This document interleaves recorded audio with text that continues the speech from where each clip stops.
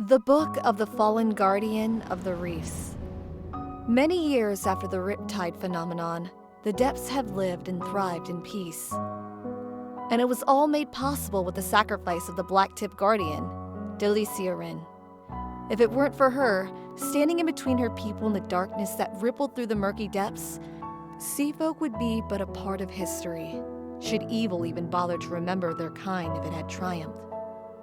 Once the raging waters died down and the sea folk could swim out from their refuge, they sought out their savior, but saw no sign nor any trace of her. "We can't find her," one of the sea folk that fought alongside Deliciarin frowned. "She couldn't have, could she?" As grim and dire as it might be, they have come together to declare that Deliciarin had sacrificed herself so they could all survive the riptide phenomenon. The brave warrior would be hailed as a hero among her people. Deliciarin was given honors post-mortem, and she was remembered through tales and accounts by her allies among the Reef Guard, her peers, and the ones whom she managed to save, fellow soldier and civilian alike. People had thought that the battle against malevolent forces was finally behind them, but they do not realize that there is still a war being waged by one dying heroine, staring down the dark void with no one to back her up. "Give it up. You are long overdue to join our ranks in darkness." "As if I would let you have me do your bidding!" A fiery exchange of words took place as a lone heroine fended for her life and all that she held dear. Powered by the spirits of her ancestors and the light of hope she thrived on, Deliciarin continued to fight, even if the odds were stacked against her. A blast of malevolent energy sailed towards her, only to be batted away by her trident. Dark tendrils from trench-born creatures attempted to swipe and knock her off her feet, but she gracefully leapt up and stabbed down, ending the malicious creatures' lives. "Same old tricks," the heroine boasted, but not without a tired huff. "Don't you have anything better to throw at me?" "False bravado does not suit you. Don't think I cannot hear the fatigue in your voice." "Thank you for your concern, but keep it to yourself, you hear?" Deliciarin went on the offensive, which was anything but an easy task. For one, the battlefield she fought on was pitch black. There was no light down here, save for the glow of her own weapon and aura. Her vision was limited to at least a few meters ahead, so she took advantage of the sounds rippling through the waters as cues to where the attacks came from. "There!" She felt a change in the current and parried another trench-born creature that tried to assault her with a sword. She disarmed the assailant expertly and pronged the creature with her trident, letting it dissolve into foam. "What is this?" Deliciarin mocked. "You would have me fight your cronies instead of finishing the battle yourself? What a cowardly display." "A delay to wear you out so I can have you for myself once you're ripe for the picking." "I'm as fresh as you could get. Now, come out and face me." "Oh, I do not think that you would like me to appear before you, foolish little thing." As Deliciarin's enemies spoke those words, a low rumble and vibration could be felt within the water surrounding her. "Humor me, will you? We've been dueling for hours. You brought me in your domain, so be a good host and grant me your audience." Soon enough. The waters rumbled again, and Deliciarin could feel multiple enemies closing in towards her. "Fine, have it your way." She took a deep breath of water and prepared for an oncoming onslaught.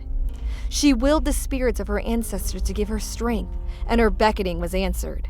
The light around her grew a little bit more, giving her increased vision to see from which direction her enemies assaulted her. More than I anticipated. All right, time to up the ante.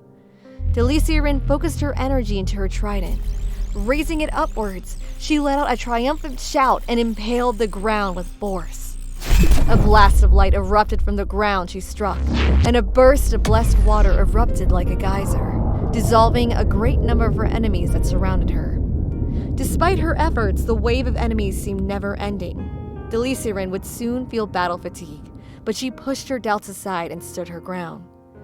After what seemed to be hours of continuous fighting, she was given a brief respite. Only then did she begin to feel like she was out of breath. Deliciarin huffed, pacing her breathing to try and get a grasp of second wind. Had enough? The entity mocked her.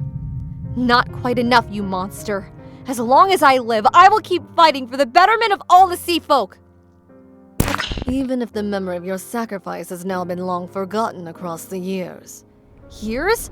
What are you saying? We've only just begun the fight. The waters rippled as the entity's booming laugh resonated through the current. Poor girl. Have you not noticed how the months fly by as you've struggled all alone in the depth? Deliciarin saw a cloud of light shine before her like a screen. It showed visions of sea folk living their lives in times of happiness, but something was off. It wasn't quite what she envisioned the Reefs would be. The sea folk were happy, sure, but the visions she saw were also filled with unruliness, unrest, and a chaotic world that was not the ideal world she had wanted for the sea folk. What is this? Deliciarin eyed curiously. Your beloved waters and people, centuries after your passing. The entity mocked. Is this whom you're fighting for? Her resolve wavered in disbelief. This can't be! You lie! This is merely an illusion to throw me off! Is it now? Or perhaps you are merely in denial of the fact that your fight against me was for naught. Deliciarin did not give the entity a response. The latter chuckled, knowing full well that he had broken his opponent's will to fight. The depths began to glow a crimson red. Deliciarin was shocked to see that her surroundings lit up for her, to see that she was in a deep underwater valley. Numerous trench-born creatures, all corrupted by the void, were scattered by the thousands around her. And in the distance, an overwhelmingly huge shadowy figure towered over the heroine. It had no recognizable features as a constant whirlpool of red and black water swirled around it, but Deliciarin knew that this was the entity she had been demanding to see. Now that she came face to face with it, she could feel her heart drop. This is what you wanted, yes? The entity chuckled menacingly. Now that I am visible, what shall you do? The heroine couldn't speak. She tried to get a hold of her weapon, but her feet were begging for her to swim away from the hopeless situation she found herself in. Come on, where's the brave front you put up while you were in the dark? Now that you've come to light at how dire a situation is, this is the moment you choose to freeze? It was all too much for Deliciarin, seeing as her legacy would be forgotten and that the future of the sea folk would have led to an undesired future, and the never-ending waves of monsters that she fought that amounted to nothing. She felt her spirit shatter, and the divine blessing she received before diving into the void had vanished. This was the opportunity the entity was waiting for. Oh, do not despair, child, the entity said with an oddly concerned voice. I know what it is like to be disappointed and let down.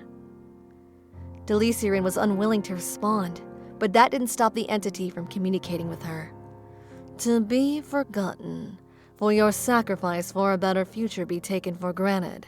I too know those pains. Wouldn't you like to make yourself known in history once more?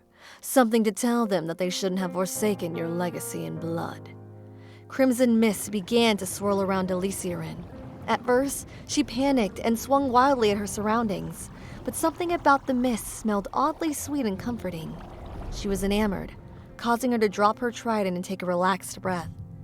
Yes, that's right, the entity continued. Relax, and let me show you a better purpose in the life you have initially lived.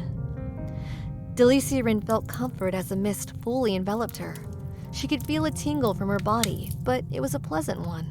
Her porcelain skin was beginning to bear strange markings and discoloration horns growing out of her forehead, but she was too relaxed to care about it. Deliciarin, the black-tipped guardian of legend, was no more. A knock came at the dressing room. Without waiting for a response, a member of the stage crew swung the door open. "Dilly, you're up in 5 minutes!" the crew member said with urgency. "We need you ready backstage now!" "Relax," a deep, seductive male's voice echoed. "She'll be there soon." Yes, sir. I'm sorry for being a bother." The crew member slinked away in fear after being scolded by the man. The manager. "Ah, these newbies are so eager," the manager chuckled. "You can't rush perfection, can't we now, my new pop star?" A woman sitting on a dressing chair spun around, all dolled up and ready to perform. "Whatever you say, demon. You better keep your end of the promise that my legacy would be remembered once again when I do as you say." "But of course, you enamor them with your songs as they sell their souls to me, and your name will once be the talk of the seaboat." "Good." The woman stood up and took a quick stretch. "Then it's time for me to go out there for my debut." "Do your best, my little pop star. I'm counting on you, Deliciarin." She rolled her eyes and exited her dressing room. Deliciarin would rise from the depths and make herself known once more. But no longer will she be known as a heroine that saved all of Seafolk from centuries past, but for something much, much more sinister.